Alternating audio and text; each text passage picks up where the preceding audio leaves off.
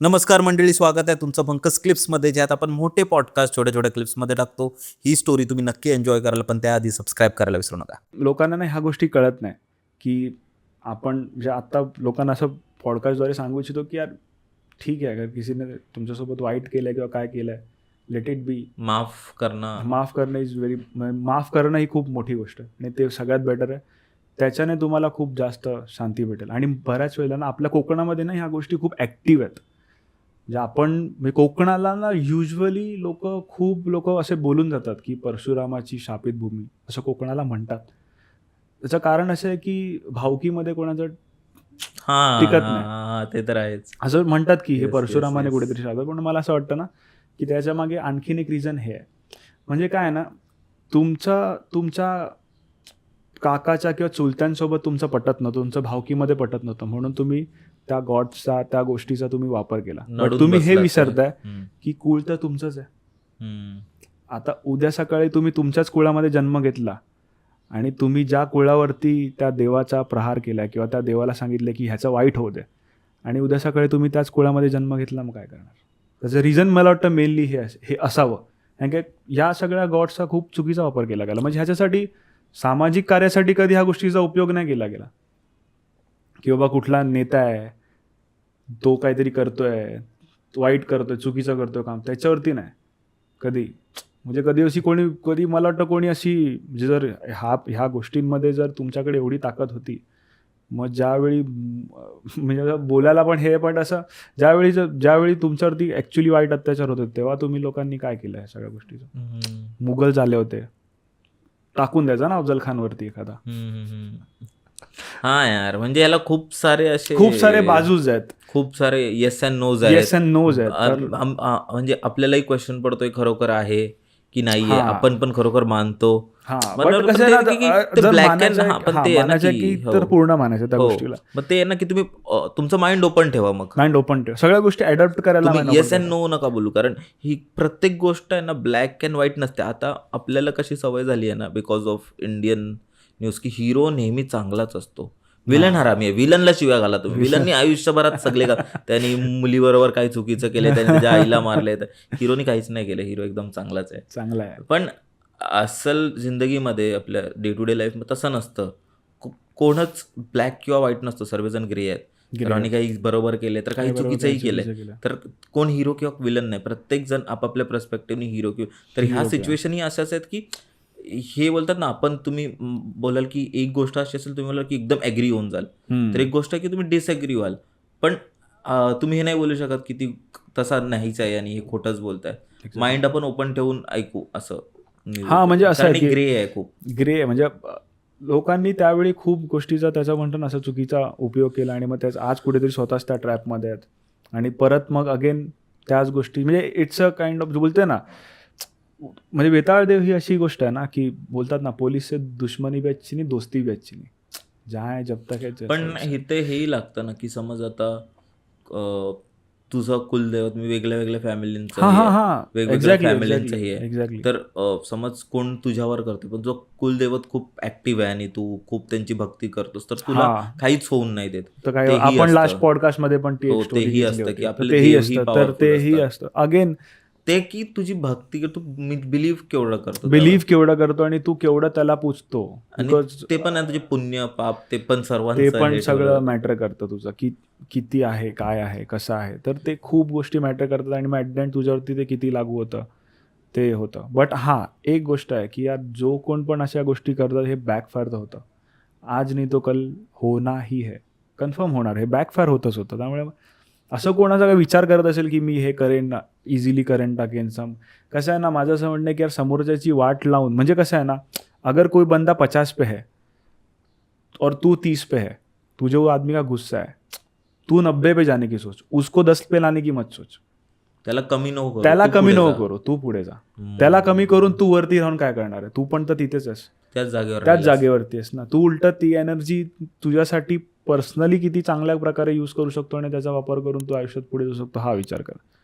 तर मग तुला तशी अपलिफ्ट आणि हेल्प मिळेल. मला असं क्लिअर वाटतं. त्यामुळे आता कोण असं नवीन जनरेशन आहे, मी तर म्हणतो की भाई जुन्या जनरेशनने खूप गोष्टी चुकीच्या वगैरे केल्या किंवा खूप गोष्टीचा राग धरला. माझं असं म्हणतं यार जो भी है खतम करो, लेट इट गो, माफ कर दो, अपना लाईफ आहे, शॉर्ट आहे.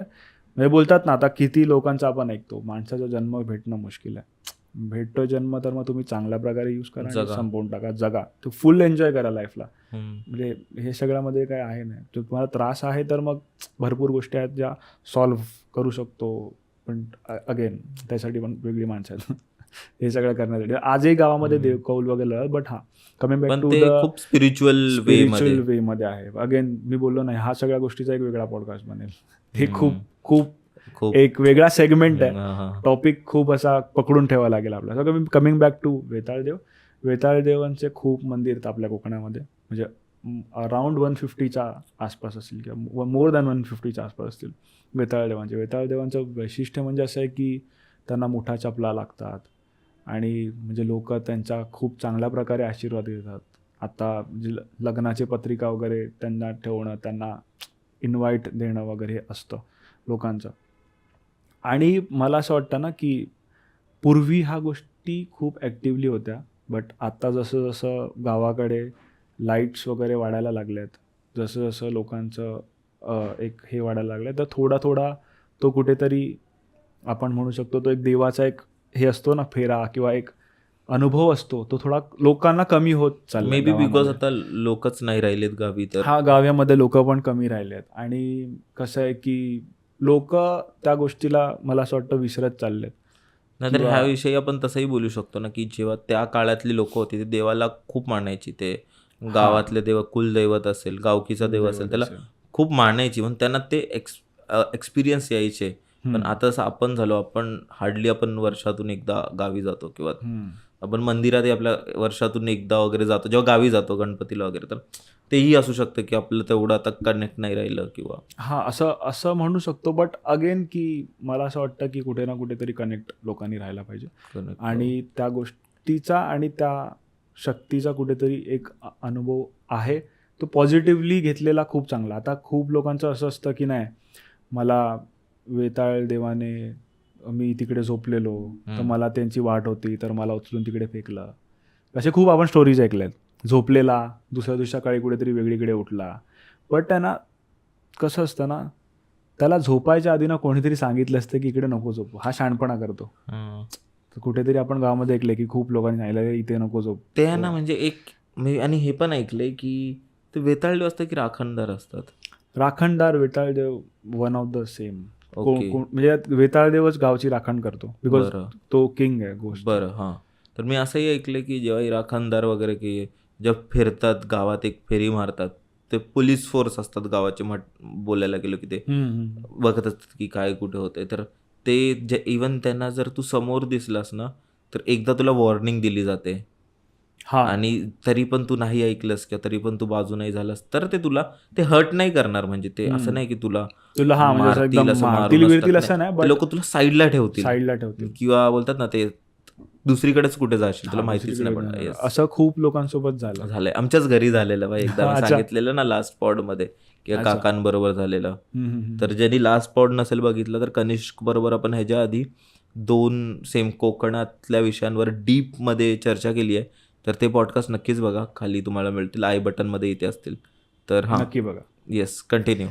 तर मग म्हणजे वेताळदेव थोडक्यात असं आहे. वेताळदेवची पण आपण एक अजून आणखीन एक स्टोरी घेतली होती आपल्या जुन्या पॉडकास्टमध्ये, ते पण तुम्ही बघू शकता. बट अगेन की कसं आहे ना की वेताळदेव असा आहे की तो म्हणजे तुमच्या विनंतीला धावून येतो, म्हणून त्याला राखणदार पण म्हणतात. जो राखण ऍक्च्युली करतो. He is always there to protect you. Always there to protect you if you believe. Again if you believe म्हणजे सगळ्या गोष्टी बिलीव्ह वरती चालतात. तुम्ही कोणालाही ऐका, कोणत्याही कोणाचं पण यूट्यूब चॅनल खोला किंवा जो माणूस ह्या गोष्टींवरती जास्त बोलतो, द बेसिक इज बिलीव्ह. दोन्ही गोष्टीमध्ये तुम्हाला बिलीव्ह आहे.